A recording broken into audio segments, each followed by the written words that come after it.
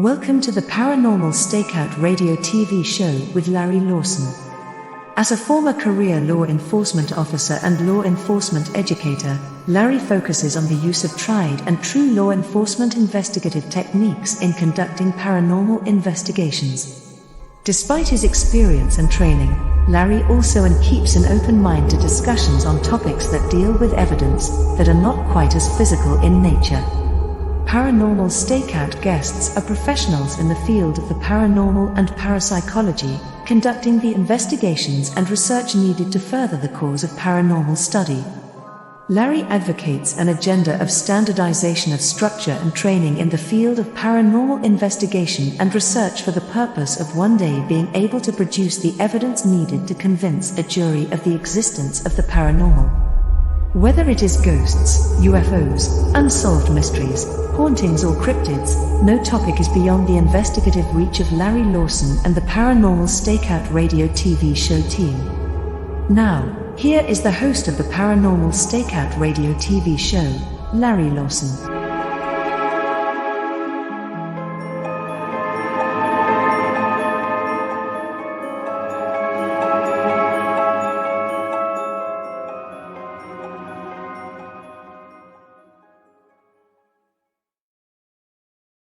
Hello, everyone, and welcome back to Paranormal StakeOut. I'm your host, Larry Lawson, coming to you from the headquarters of the Florida Bureau of Paranormal Investigation and Indian River Hauntings in beautiful Vero Beach, Florida.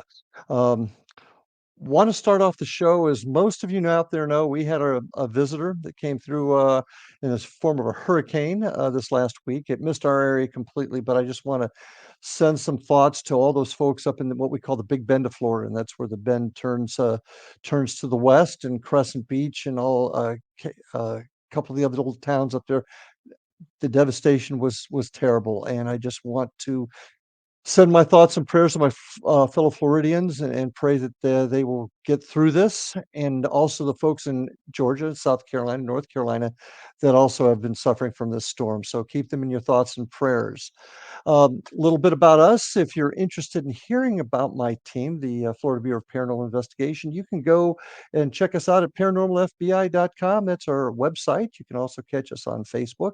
Indian River Hauntings is the subsidiary of that organization, and we do historical events. And you can get a hold of us there at IndianRiverHauntings.com or on Facebook, Indian River Hauntings. You can also check out what we do on YouTube at Indian River Hauntings 2341. You want to get a hold of me on this show? Just send me an email at ghostguy@paranormalstakeout.org. It's ghostguy@paranormalstakeout.org, and you can also check out my website at paranormalstakeout.org. So thanks for being here tonight. Got a really interesting show. A gentleman that I've been very anxious to get on the show and introduce him to all of you. His name is Lester Velez. Les is a graduate of the University of Vermont with a bachelor degree in business administration. Starting in September of 1970, he began to serve our country in the U.S. Army as a field artillery officer. After that, he later became the vice president of Luscombe Engineering, a Silicon Valley-based manufacturer's representative company. He later, in the early 1990s, joined MUFON, the Mutual UFO Network, and in 1991 has held several positions, including field investigator, training coordinator for field investigators, assistant state director in Northern California, chairman of the Abduction Experiencer Research Committee, and team leader of the Abduction Response Team. Also during that time, he became a facilitator for an abduction support group in San Jose, California, and in 1994 co-founded OPUS, the Organization for Paranormal Understanding and Support. So with that, I'd like to welcome to Paranormal StakeOut, Mr. Lester Velez. Les, welcome to the show. Hey, Larry, thank you so much for having me. I really appreciate it. Well, been anxious to talk with you. Now, I've had a chance to see some of your stuff and know a bit about you, but many of my listeners may not. So tell us a little bit about yourselves. I went over a little bit of your bio, but tell us how you got into the field. Yes.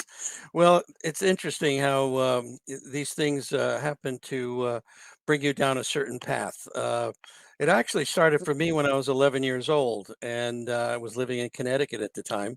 And I was coming into the house after feeding my dog. This was late in October, and it was already, pretty dark at that point.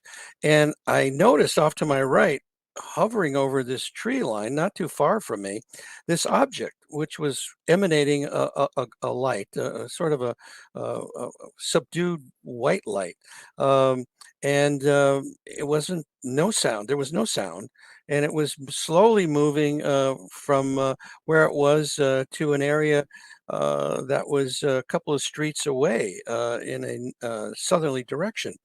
And it scared the hell out of me because I didn't know what it was.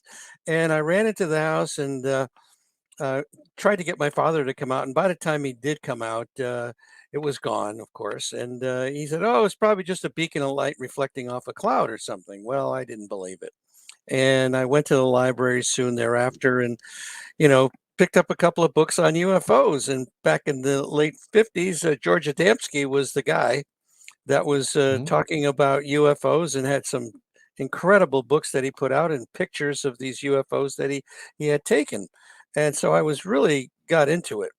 Well, became an adolescent, and then UFOs kind of left my train of thought. And, girls became a little bit more interesting for me, and I kind of forgot about the whole thing. Went off to college. Became a member of the ROTC, and subsequently went into the service. And when I graduated from college, I got married, and being an officer, I was able to bring my wife with me.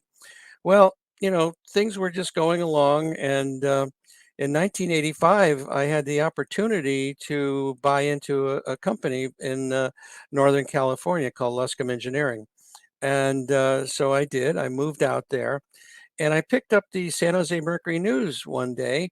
And a gentleman by the name of Stanton Freeman, a nuclear physicist, was coming to San Jose Hmm. City College to talk about UFOs and the government cover up. Well, oh my God, it was like somebody threw a switch. And I said, I got to go see this guy. So I went there. I expected to see a handful of people, but the auditorium was packed. Um, Stanton did his one of his inimitable great presentations, and uh, on my way out, there was a table set up by an organization called MUFON, the Mutual UFO Network, which was established in 1969 by a couple of engineers in Seguin, Texas, and they produce a monthly journal. And so I decided to get that journal and read about cases. Well, after a while, that wasn't enough for me. And they also had a field investigator training course. And so I decided, okay, I'm going to study up and see if I could pass this thing. And I did. And the cases that I got involved with, almost without exception, not only were people telling me about their sightings, but then they also told me that they had contact with non human intelligences, which the first case, I was kind of a nuts and bolts kind of a guy. Uh, Hmm. but after the second or third person telling me that they had contact with non-human intelligence, I said, something's going on, and it's pretty significant. And so the wheels started turning, and these people would ask me, do I know of other people having similar experiences? And the next thing I'm doing, I'm facilitating a support group in my office and listening. Abductees or contactees. Yeah. Okay. Well, yeah, you can, the terminology, back in those days was abductees, but subsequently it's become contactees. Now it's experiencers. Okay. Ah, Sort okay. of a neutral terminology. It could go either way. If it's an abductee, it has a negative connotation, or a contactee has a more positive, and the experiencer is neutral. So anyway, these people wanted to know if they could get together with other people, and I said, sure. So we did, and I started to hear incredible stories.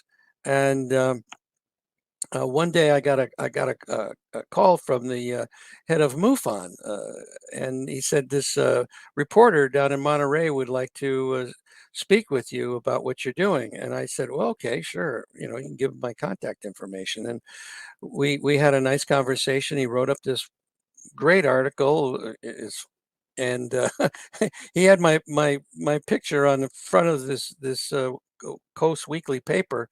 And subsequently, I got a call from a woman down in Carmel. And she wanted to find out what was going on with her brain when she was in contact with these off-earthly entities. And I said to myself, well, I have no idea how I could possibly help her. But then she said she was working with an emergency room doctor in Carmel. And I had a doctor friend, Dr. Eugene Lipson, who was very interested in working with other doctors that were interested in the phenomena. So I said, why don't we go down there and let's talk to her at least, and then you could meet this other doctor. So we walked into her house, and there was a picture on the wall, and she's standing on the back of this vessel, a fairly good-sized vessel, and obviously beautiful, crystal clear blue waters in the Caribbean somewhere. And I said, "What's this all about?" And she says, "Well, I was helping these treasure hunters." And I said, "Really?" I said, "How were you doing that?" She says, "Well, I was in contact with the captain of the galleon that had gone down." And that started the afternoon off. Okay. And we subsequently found out that because of a near-death experience that she had, she became very psychic. And these capabilities in contacting these off-earthly entities became a really prominent part of her life. And so when we left that afternoon, um, it was like, how can we possibly help people like that? And that's when OPUS was hatched, the Organization for Paranormal Understanding and Support. We we said, well, if this kind of thing is going on, we need to be able to try to figure out how to help people like that. So it's been an incredible journey, and we can go into what we've actually ended up doing. But she told us stuff about ourselves the rest of the afternoon that there was no possible way that she could be uh, have that kind of knowledge, because we didn't know her from Adam until she called us. In case I missed this, so she had the psychic ability as a result Yes, of near her death, near near death death experience, Yes, but yeah. no contact with alien beings at this point. No, she was in contact with them, but it was telepathic type of Okay. I contact. guess that's what I'm getting at. Yeah. So you're telling me there's a bridge between folks that have that gift, that ability, Hmm. and not only contacting maybe folks such as I investigate spirits, Hmm. but you're also saying aliens. Yes, Okay, absolutely. all right. Well, I definitely want to examine that a little bit further too, because that is a big issue today. So go on. So Opus was formed, and you've been working that ever since? Right. In 1994, we officially became a 501c3 nonprofit organization, and we've been Hmm. doing what we do, which is basically we have three different things that we've been able to help people with. Number one is a confidential online support group. Where we have almost 400 people from around the world that are talking to one another 24/7, telling their stories, asking their questions, which is monitored by a number of people in our organization. And then we Hmm. have a referral network of mental health practitioners and Okay. hypnotherapists that we can uh, you know refer these people to if that's what they're looking for. And then we have the third thing, which is a relatively new for us, which we call our E.S.T, our Experiencer Support Team. These are people that have had a lot of experience in working with people like this, um, Hmm. and basically talking to them and finding out what it is that they're really looking for, how we can possibly help them, or just talk Well, to them. well, good. And I want to examine that definitely further, but we got to take our first break. This Mhm. time's already flying by. So, folks, stay with us. I've got Les Velez from Opus. Uh, join us after this break, or after these messages.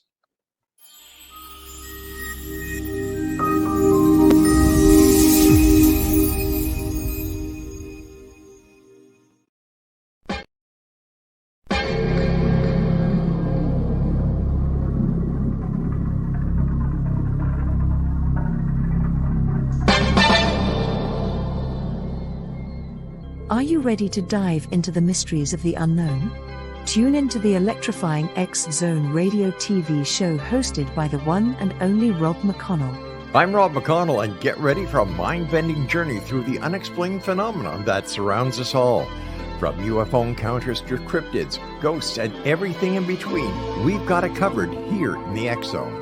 Rob McConnell, the seasoned investigator and renowned radio personality, brings you the most compelling interviews with top experts, authors, and experiencers from around the world. Each episode is an unforgettable exploration into the depths of the extraordinary. That's right, X Zone Nation. Join me every week as we open the door to the supernatural and explore the strange and amazing stories that will leave you questioning everything you thought you knew. And it's not just radio anymore. With our groundbreaking TV show, you can now witness the sessions unfold right before your eyes.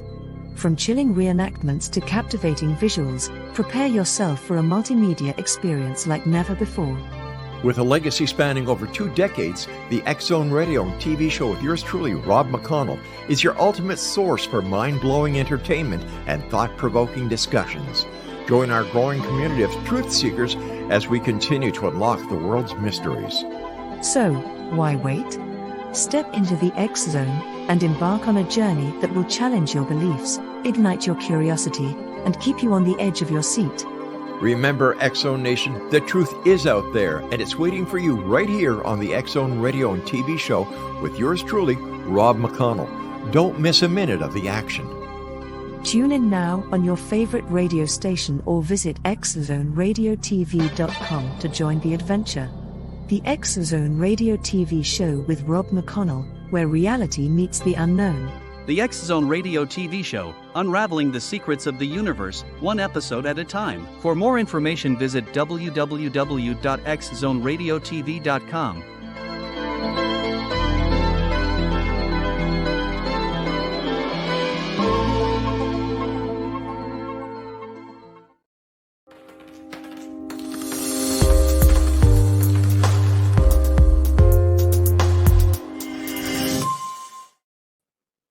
And we are back with my guest tonight, Les Velez. Les, I got to bring something up right up front. OPUS, your organization there. The thing that I like most about that is you use the word paranormal. So often, at least folks on my side of the fence, paranormal means strictly spirits, ghosts. But paranormal is anything outside the norm of science. And I'm kind of glad to see that in the title. You've explained a little bit about OPUS, but you're also involved with the Abduction Response Team and the Abduction Experiencer Research Committee. What are those, and how do they operate with OPUS? Well, what happened back in it was probably 2007. MUFON typically was a nuts and bolts type of an organization. And they really didn't pay much attention to people that were having experiences like what we're going to be talking about tonight. And they did not have a protocol. And so I talked to James Carrion, who was the international director at that time, and I said, "You guys are missing the boat on this thing. I think you guys should be helping these people." So what happened was we made an arrangement where all the calls that were coming into MUFON at that time were directed to me, to OPUS. And I would be taking those calls and working with these people and trying to help them out. Okay. Well, that started the ball rolling with MUFON. And they came back to me and said, "Look, we'd like to have you do a study, okay, on these people." And so I got together with a couple of psychologists, and we developed what we call the Omega-3 study, which is a takeoff after the Omega study that Kenneth, oh gosh, I'm blanking on his name right now, who had done from the University of Connecticut. So what we did is we took 71 people that claimed that they had contact with non-human intelligences, and 51 people as a control group. And we had them look at 9 different instruments. These are psychological type of questionnaires. And we came up with the fact, number one, and probably one of the most important things, is that these people did not have a psychopathology. Okay. They weren't crazy. Okay. The second thing, how did you determine that? This was through the The instrumentation. testing. Yeah, Okay. the testing that we did. Yeah, Okay. which was quite well known in the psychological realm, if you will. The second thing that we came up with, and debunkers talk about, well, these people are fantasy prone, and they're coming up with making up stories. Well, they weren't fantasy prone. This was not an indicator at all in any of the testing that we did. Um, Hmm. there were childhood conflicts, okay, stressors that cause these people to dissociate, but not in a psychopathological way, but in a way of handling what was going on. Um, and then after these experiences, these people had a worldview that was very different. How they processed what was around the world, the effects of the world on them. They came back with these very positive thoughts about, hey, we need to be better stewards of the planet. We need to be better to one another. We need to be more loving. And these were all the majority of these people came back with these very positive type feelings. Um, and the other thing that we came up with, and again through this instrumentation, that there was a difference in the temporal lobe activity of the experiencers versus the control group. And this is something that needs further, uh, you know, investigation. Hmm. That why is that occurring, or what is causing that to be the case? And there's been some studies done by Gary Nolan from Stanford University, where they found that in the caudate putamen area, there was a lot more connections in people that have the psychic abilities, telepathic capabilities, and it seems to run in families. And it seems like the entities, these non-human intelligences, like to follow these people for whatever reason. So it was really interesting. So getting back to your original question, um, what I did was set up the A.E.R.C. in order to. I brought in a whole bunch of really good people to come up with this idea of how we were going to do this study. And then Hmm. uh, part of that outshoot of that was the A.R.T, the Abduction Response Team, where if we did have someone that was really involved with these entities, that we could go out there and work with them. Subsequently, Hmm. this was the precursor to MUFON's eventual setting this whole thing up for themselves, and it's called the E.R.T, the Abduction, or excuse me, the Experiencer Resource Team. And I'm actually on that as a research consultant um, Now, you for you them. had mentioned that you brought in some top-notch folks. Who Yeah. were they? Who were they? And is this study, the study that were done, are they public? Can Yes. the Yes. Okay. The Omega 3 study, and you can see the names of people on that is on Mhm. our website. If you go to opusnetwork.org, in the article and um, section, Mhm. that the full report is there. It's a 28-page report Excellent. with a lot of boring statistics. But yeah, if you're into statistics, we got them. Right. But yeah, Okay. yeah, it's really it's fascinating. And matter of fact, we're in a process of doing the Omega 4 study, and we have the phase 1 of that done, and that's also on our site, where we went out to therapists and ask them to explain the types of things that they're seeing and the types of modalities that they're utilizing to work with these people. And one of the things that we found out, which I think you'll find interesting, is the fact that most people that are coming to these therapists are dealing with grays. Okay. The second thing that they're dealing with are orbs. This orb situation comes up a lot. And the third thing was interdimensionals, and the fourth thing was poltergeist activity.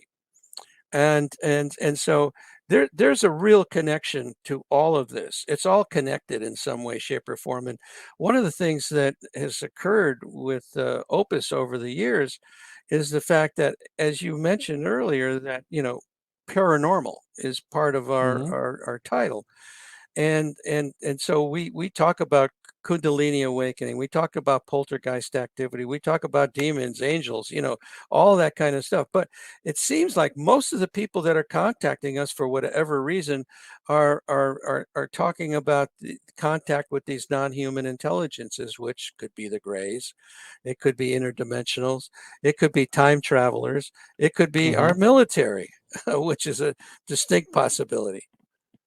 There's a lot of possibilities. Now, I'm going to back up just a little bit here. Hmm. I spent 4 decades as a cop. I've talked to a lot of people, Hmm. interviewed a lot of folks.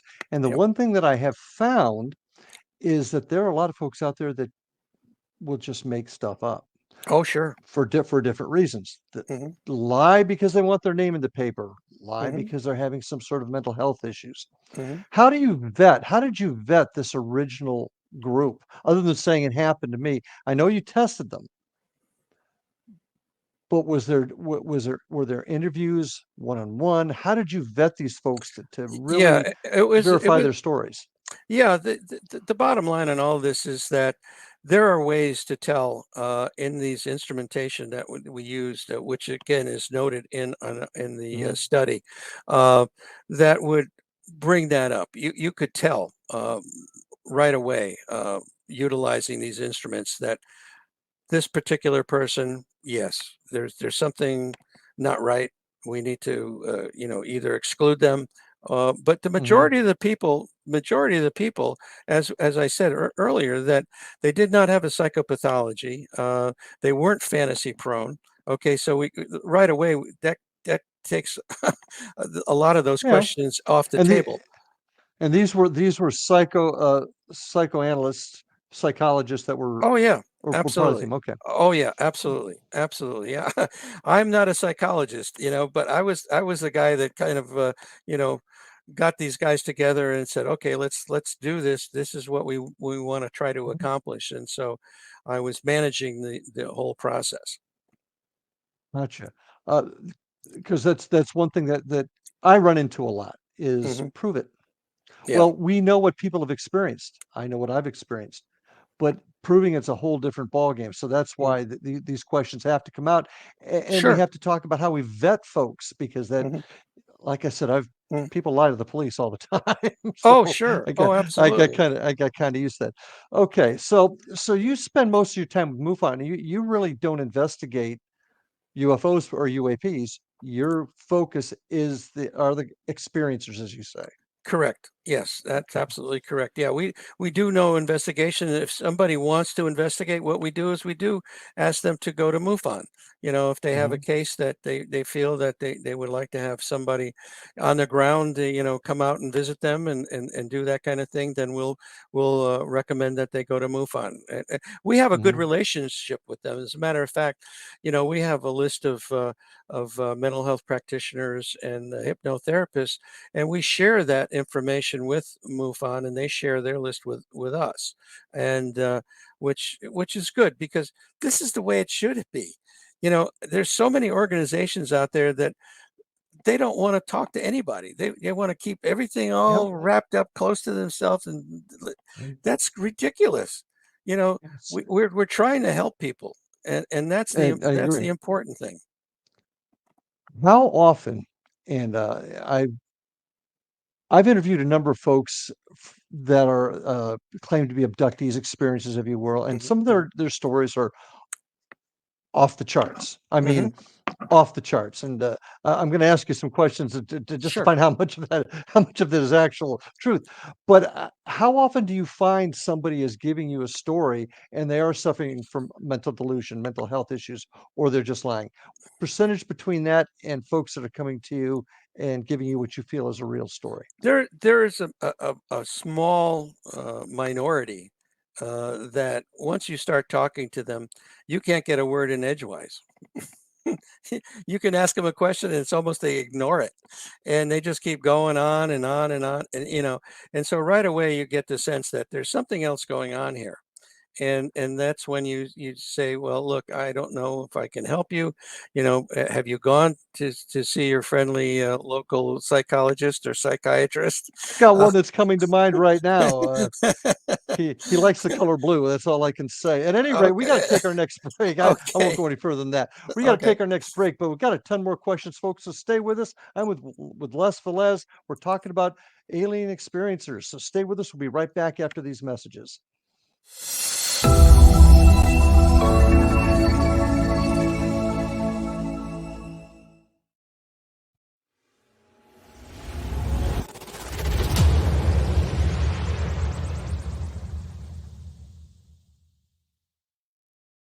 So I was watching the X Zone TV channel last night when I was abducted by aliens, and they kept repeating to me over and over again, simultv.com, simultv.com. What's simultv.com? That's what I asked them. They had it written on the side of their UFO. How do you spell that? UFO. No, I mean simultv.com. simultv.com. simultv.com. Right. simultv.com. Interesting that you were abducted by aliens in a simultv.com UFO last night. Oh, yeah? Yeah. Now that you mention it, I remember now last night I was awakened from a deep sleep. My great-grandmother was standing there. She said she'd come from the hereafter to tell me about simultv.com. She even spelled it out for me. simultv.com, sonny boy. simultv.com. simultv.com, sonny boy. Wow. Yeah. Guys, you'll never guess what my psychic guru just told me. simultv.com. Exactly. Are you guys psychic too? Of course. We all know about simultv.com. simultv.com.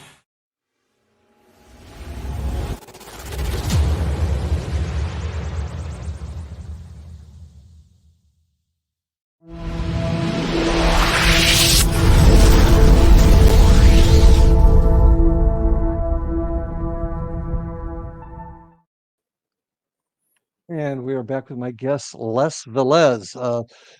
Fascinating story, and I want to start off this next session.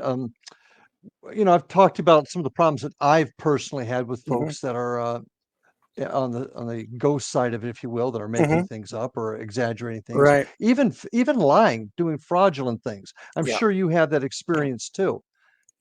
How do we police that? In your opinion, how can we police that? Because that hurts all of us. Yeah, I think first of all, when these people come to us, you know, we ask them to tell us a little bit about their experience, and a lot of them, almost without exception, start off by saying, "Yeah, you might think this is crazy," and they go on from there, and they're very concerned about the fact that they have not been able to talk to people. That you know, family members are not open to this conversation with them, that they haven't been able to talk to fellow co-workers or clergy or things like that, and they're very stressed. They're extremely stressed, and right away you get the sense that these people are very sincere, that they're not trying to blow smoke up your tailpipe, so to speak. But then there's others that, you know, that come in and, oh my God, you know, you're not going to believe, you know, and then they go on, and then they embellish things too, and then you go back and ask them questions, and then it's a different story, you know, and so you get. I like the ones that say, you know, I really don't want to tell anybody about this because I don't want anybody to think I'm crazy, but they'll get on a show such as mine and tell the world. So, Right. you know, Yeah. it makes sense. But how do we police that? Because that does harm the field when you get folks that say, for whatever reason, crazy things. Do you have a thought on how we can police Well, that? I think in our particular situation is when people do come to us. You know, they're coming to us because they're looking for assistance. They're looking for help. They're reaching out because they're stressed and things of that nature. So 9 times out of 10, they want to go be put into the support group, or they want somebody from the E.S.T. to contact them and talk to them. So we right away you have 2 levels of filtration, so to speak. The minute they go into the support group and they start talking to the group, okay, and either telling their story or asking their questions, it becomes quite evident after a while, based on the way they write up their their questions or Hmm. tell their stories, that either they're being sincere, or there's something else going on. And the same thing goes with the EST group, where these people get an opportunity to talk to these people, and they've had conversations with many people, and so they understand that yeah, either there's something off here, or they're fine, and they're stressed because of the experience that they've had. So Hmm. we look at it in a different way. Our main focus is to try to help people, and I've only had to tell probably a handful of people over the years, after monitoring the site, and we have a couple of people that monitor the support group, um, that you probably should, if you haven't already, visit your local psychologist or psychiatrist, and have a session with them before you come back. Um, and that usually takes care of it. So it's once you start working with these people, you get a feel for the ones that are, again, not being truthful, or I there's think we need to call them out. I think we need to call them yeah, out. yeah, But yeah, yeah, absolutely, absolutely. And what and that's what, and we do it in a nice way. We do it in a nice way by saying, "Hey, look, means, maybe yeah, you need yeah. to No go need to see be it." mean spirited. Right, Okay. Unless right, they're really trying to pull the wool over your eyes. Now, right. let's move on to another subject here because I want to know why. Why are we being contacted? We've talked a little bit about the characteristics, psychological, Mm, physiological mhm. uh, aspects of it, but why is it happening? Well, Why do you think it's happening? well, it's nothing new. This has been going on since man has been, on this earth, and perhaps the fact is that these entities have created mankind to a certain degree. I mean, there's many. Chariots of the gods. Remember? Exactly, that they've messed with our genes and manipulated us to the extent of where we are right now. And I mentioned Gary Nolan before. He had a very interesting presentation that he did, where he talked about the fact that, well, geologists say that our Earth is 4.5 billion years old, and that our genome changes about every 600,000 years. Well, to have man be where he is right now, the planet would actually have to be 9 billion years old. So if that's not the case, then somebody messed with our genes way back when to get us to where we are right now. I mean, these are some of the fascinating things that are going on, and I think what they're doing is that they're following their experiment. This is something that's going on. I talk about the fact that this is like a school for these entities, and that we're not at the top of the food chain. This is just another level of reality that we So we're just a laboratory for them. That's what I'm hearing. We're basically a laboratory for them. pretty much. And again, we're just not at the top of the food chain. There's a whole another level of reality that we do not fully understand. Maybe some people understand it a lot better than others, but most of us don't. True. And what that other reality could be the what? Well, the other reality is, whether it's interdimensionals, is it Okay. time travelers, is it extraterrestrial in nature? Is it our military that's messing with us, which is also a distinct possibility. That's happened in the past. Yeah. Let's talk about a topic that you're also familiar with, hybridization. Yes. Hmm. Yeah. Explain what that is and explain once again why. Why is it happening? Well, let's start off with the why, I guess. First of all, well, hybridization, first of all, maybe I'm backing it up a little bit further, is the fact that, people are being abducted. Uh, in this case, I'll use the word abduction because most of the time when this occurs, people definitely don't want this to happen, where they're put on a table. In the case of men, semen is extracted. In the case of women, eggs are extracted. Um, Mhm, and then it's combined with these entities, DNA, if you will, mhm, and then these entities that come out of this. in most cases, look pretty strange. But supposedly, according to David Jacobs, that they've perfected this hybridization process to the point where you can't tell them from you or me. You could be walking down the street and it's actually a hybrid. And So there's we have them here with us in our society, is what you're saying. yes, yes, according to Okay. many people that are claiming that to be the case. And there's a fascinating book, I don't know if you're familiar with it, called Rachel's Eyes, by Mhm. Helen Luttrell. And she was regressed by one of our board members, June Steiner.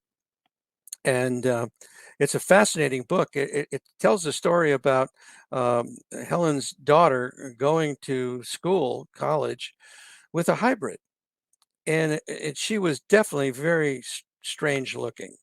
And she was also brought food to eat by the military. And without going into more detail, that book, I tell you, if you haven't read it yet, you ought to get it. It's called Rachel's Eyes, and it tells Rachel's the eyes. story, Okay. and it tells about the crash retrieval end of the military that is organized, very well organized, and they do this, and they find entities all the time, and they try to integrate them. And this Mhm. was one of those cases, and this came out with Grush, at the congressional hearings, Yep. Heard that it. Yep. we have crashed UFOs, we have alien bodies. This, Here's we're my not a, problem. Here's my problem with that, though. Once again, going back to the cop world. mhm, And look, I hunt ghosts. I investigate ghosts. So I mhm. get there's more out there than we know.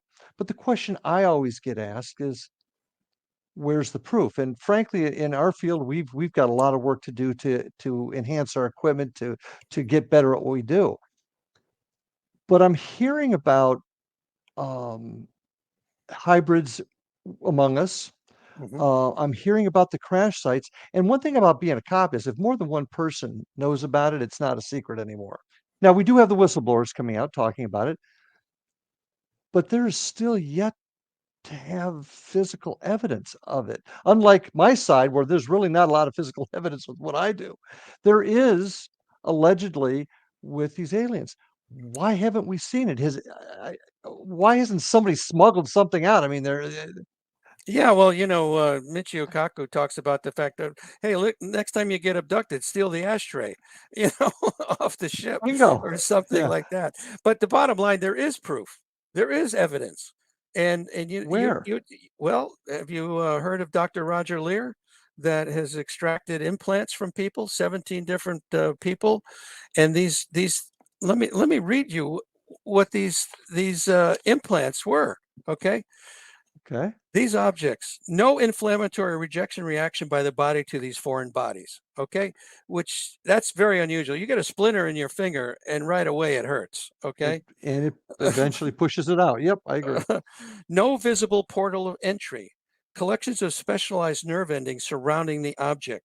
An outer coating of ceramic biological material. A metallic phase where inorganic metal becomes biological tissue. The emission of Mhm, radio waves, which are deep space frequencies in the FM band. Okay, wait a minute mhm, now.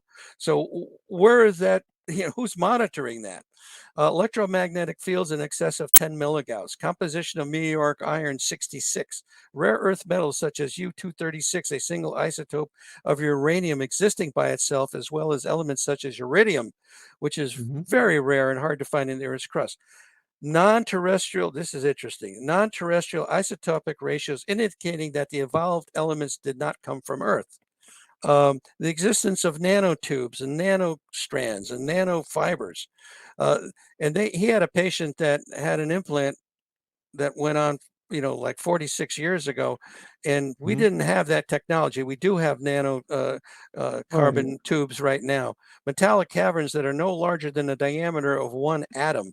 Resistance to ordinary cutting techniques such as metallic sawing or severing with cutting instruments. One of the specimens had to be cut with a laser. I mean, th- Tons of stuff. that's proof.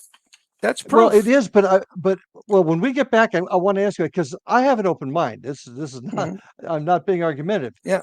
But I want to know where this stuff is, and we're going to talk about that when we come back after this break. So stay with us, folks, with my guest Les Velez.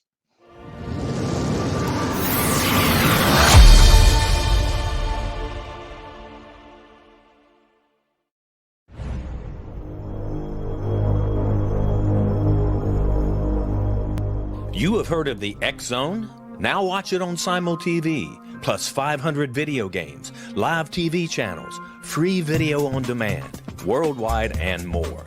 Does this sound like tomorrow's television? Well, it is, but you can have it today, right now. It is Simul TV. Simul TV offers what the others only wish they could provide. 15 exclusive channels like X Zone, Sci-Fi, and Horror. We are worldwide. No other provider offers that.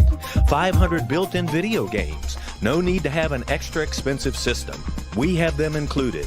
Free video on demand. Live streaming events from around the world. Interactive online network, and much more. Tomorrow's TV today. Simul TV. Sound too good to be true? Well, it's not.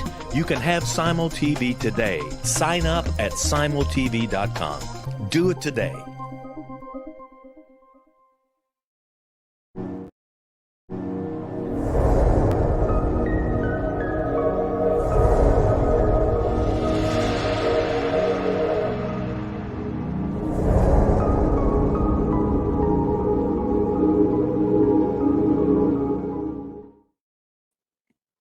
And we're back with our last session. Les, this has gone really, really quick. Just a fascinating discussion. I do want to remind everybody, if you want to learn a little bit more about my organization, the Florida Bureau of Paranormal Investigation, check us out at paranormalfbi.com or on Facebook with Florida Bureau of Paranormal Investigation, and also IndianRiverHauntings.com. Check out some of our videos at on YouTube at Indian River Hauntings 2341. And also get a hold of me at GhostGuy at paranormalstakeout.org. Send us a question, thoughts, and comments, and we'll bring them up at the beginning of the show. I also want to remind everybody, there's some great programming on the X Zone Broadcast Network. Go to xzbn.net and check out all the great shows there. I think you'll find some fascinating stuff. But Les, how can folks learn more about you and get a hold of you? Absolutely. Well, the easiest place to go is right down there in the bottom of my picture here, opusnetwork.org. If you go there, you'll get a full overview of what we're all about, articles, documents that we have on our site, recommended readings, and an interview series where actually I interview people as well. And I've had a lot of good interviews there. One of the most recent ones was with an ex-CIA gentleman by the name of John Ramirez. And he told me some pretty interesting facts about there's going to be even bigger revelations coming down the pike here very soon with regard to the extraterrestrial phenomena. And see, once again, that's the biggest difference between your side and my side of the paranormal world. We're still working to get the evidence out there, something that we could share with the scientific world. I'm hearing from you that it's there. What's keeping it from coming out? If, for example, the doctor you just mentioned who took out all the implants, where are those implants? All the ones where are they? Well, if you go to my book, The Unknown Other and the Existential Proposition of Alien Contact, these things were examined by very high well, not high is not the right word I should use.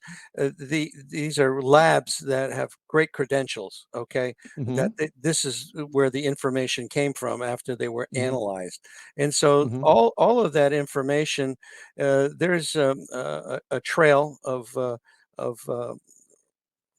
forget the word here that they use, a trail of anyway. Bottom line is that somebody has it.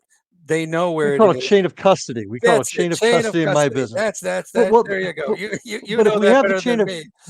Yeah. But if we have the chain of custody, that means we can follow it. Yes. So where is it? Well, where is it? Well, believe me. Is it good? I don't have it. Believe me, I don't have it. I believe you don't. But what I'm getting at is if this stuff was taken out, and this is one thing that I really harp on my side of the fence, is collection and preservation of evidence and Right. keeping that appropriate chain of Sure. custody so it can be shown Yep. that Yep. nothing's been done untoward with the evidence. So once again, and I'm not a rhetorical question, okay? Sure. Where is it? Yeah. And Yeah. why can't we see it? Is this something that's going to come out with some of these later Senate I think that's hearings, yeah, or I think that's probably just going to be a very small subset of what's going to be coming out, based on because that will shut everything down.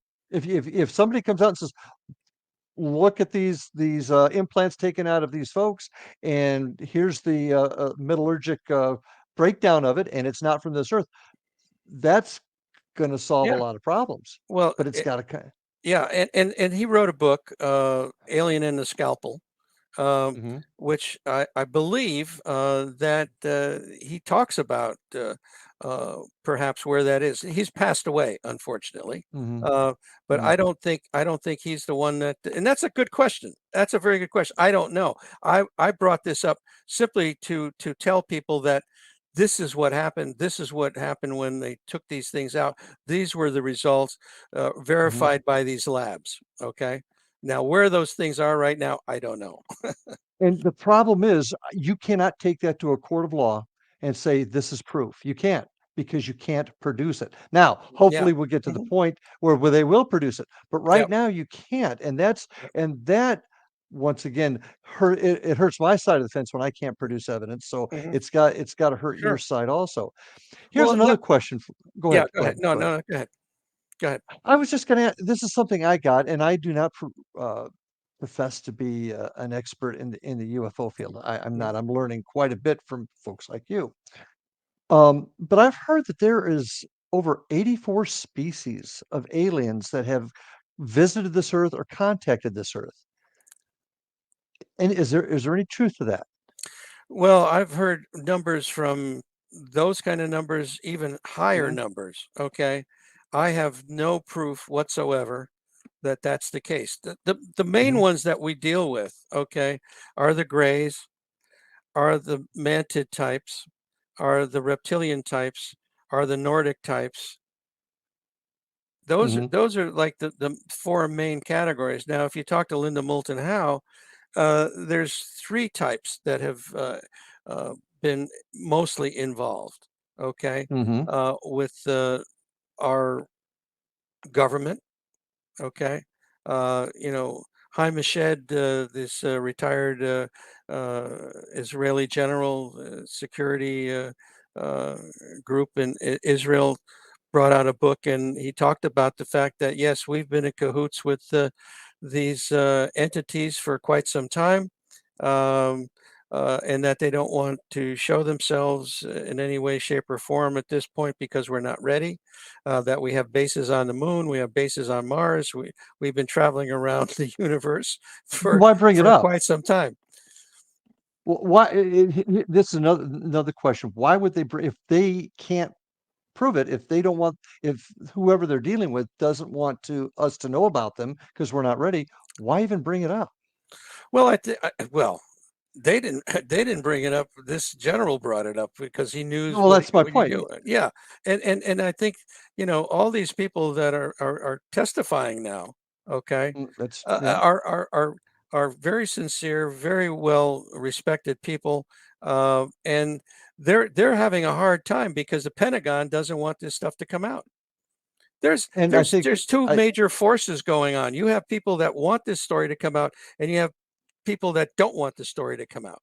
Okay, and why is that? okay. Because the people There's that there's the have the question. power, people that have the power want to remain in power, and Mhm, they also, from a security standpoint, a national security standpoint, if they start revealing that we do have technology that we've reverse engineered, we don't want our friendly enemies to understand that the Russians or the Chinese or the Koreans or the Iranians to have that kind of knowledge. So it's a very interesting time that we're living in right now. and I agree, but wouldn't you also agree that if we're finding this stuff, if we're hiding it and we're reverse engineering it, and we don't want our enemies to know, you gotta believe that they're also finding stuff and they're also working on reverse engineering Oh, it. Would absolutely. Oh, absolutely, they are, and it's a arms race again, like the Cold War, you know. Hmm. But this is happening now because both sides have evidence. You know, crashed UFOs supposedly, Hmm. alien bodies. So hey, But it's gonna. would you agree though that the time has come? I mean, I'm I work out very hard on my side of the field, but Mhm, my side of the field does not have the same security uh, concerns that mhm, your side of the field does. right. Isn't it about time if this stuff is real, that it be brought out so we can all see it? Because it's not helping these bits and pieces coming out, Mhm. but we're not seeing the proof. Yeah, And I'm open minded. I do not know what's out there. There are yeah. things that we don't understand, but if they've got some hard evidence, time to share it. Oh, I agree. I totally agree. I mean, you wouldn't get an argument from any of the people in this field at all. We want this. We relish this Mhm. that's going on. I mean, we have multiple senators, congressmen. You know, a very bipartisan effort to get this stuff out. Mhm. And so I don't know if you saw that congressional hearing, but Oh yeah. yeah, I mean, that was amazing. I mean, you had people in that room, Democrats on one side and Republicans on the other, that basically hated themselves most of the time, but they came together in They this. agree. And I have friends that disagree with the two pilots that testified to what they saw, but I am not going to dispute two gentlemen that are serving our country proudly, defending it. So I've got to Uh, put some stock in what they're saying, oh, absolutely. but at the same time, we got to start putting, our money where our mouth is. And if there's evidence out there, if there's so many people talking about it, there's got to be a way to produce that evidence. I mean, And it's being there's worked got to on. be. It's being Well, worked on. I'm part of another organization that's just getting off the ground, and they have been working with the Congress to start supplying more information and more evidence. So it's the time has come this year. I think before the end of the year, you're going to be talking about a whole another ball game. what I'm fascinated in the last couple of minutes of the show here is there's so much talk now, and you've mentioned it earlier about Mhm. the psychological, the psychokinetic angle to this, connecting UFOs with ghosts. I personally haven't seen it yet. Mhm. I've not experienced Mhm. that kind of connection, but there are many people that have. And I'm waiting to see if there's going to be a connection made between the UFO community, the cryptid community, who many people believe that Bigfoot is a dimensional Yes, creature. And is right. that what we've got going on here? I was on a show last night where folks were talking about actual wormholes being Hmm. maybe a part of this whole thing. Right. Way beyond my pay grade. I'm just an old cop, but that's, Yeah. lots of things are happening. Oh, I mean, this is physics that we don't fully understand, and so when people say, "Well, we can't go faster than the speed of light," but maybe you don't have to go faster than the speed of light if you can get into a wormhole, Well, or a portal. And there's talk about portals. I mean, the matter of mhm, fact, there was a show Kathleen Corey did on Terror in the Sky, where they actually mhm, filmed a portal opening up. Um, mhm. and a lot of times these orbs, I've seen pictures of orbs where you could actually see gray aliens in the orb. You could actually see their Really? faces. Yeah, you could see Well, them. One being close to the front of the orb, some in the background looking in different you're directions. you're talking to a guy that doesn't put much stock in orbs. I'm sorry. I never have. Just from my side of the fence. But Yeah. here's the bottom line. We've got about 35 seconds less. Okay. Um, the time has come where if this is going to be taken seriously, the evidence has got to come out because until that Yeah. time, it's going to be fringe science. Any parting words in the last 15, 20 seconds? Well, I think the thing is that you need to be open-minded, certainly. And if you do have issues with contact with non-human intelligences and you're looking for assistance, please come to our site, opusnetwork.org. Please go to our YouTube channel as well. Hit the subscribe button, the like button, and you'll see interviews there that I've done. We'll look forward to it. And folks, thank you for watching. Thank you, Les, for being on the show. It was very fascinating. And everybody out there, please take care. Love your family. Take care of yourselves. And we'll see you on the other side. Have a good night.